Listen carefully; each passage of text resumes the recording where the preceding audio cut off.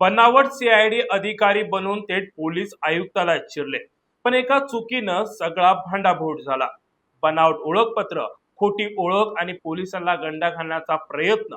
नेमकं संभाजीनगरमध्ये काय घडलं सविस्तर पाहणार आहोत. छत्रपती संभाजीनगरमध्ये धक्कादायक प्रकार समोर आलाय. स्वतःला सीआयडी अधिकारी असल्याचं सांगत 3 जण थेट गुन्हे शाखेच्या कार्यालयात पोहोचले.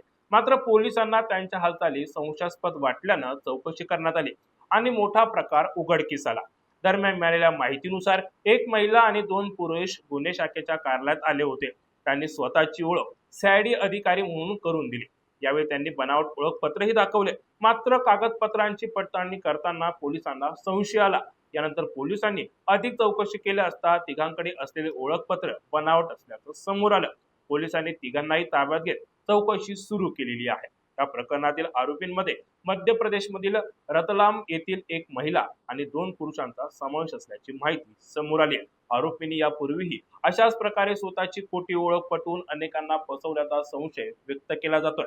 विशेष म्हणजे आरोपींपैकी एकानं स्वतःला एक राष्ट्रीय संस्थेचा अध्यक्ष असल्याचं सांगितलं होतं. पोलीस आता या बनावट ओळखपत्रांचा वापर नेमके कशासाठी केला जात होता याचा तपास करत आहेत.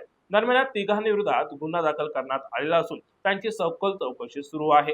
या प्रकरणातून नागरिकांनी कोणत्याही व्यक्तीच्या ओळखीवर लगेच विश्वास न ठेवता खातरजमा करणे किती महत्त्वाचे आहे हे पुन्हा एकदा अधोरेखित झालेले आहे. त्या प्रकरणाबद्दल तुम्हाला काय वाटतंय? तुमची प्रतिक्रिया कमेंट बॉक्समध्ये नक्की कळवा.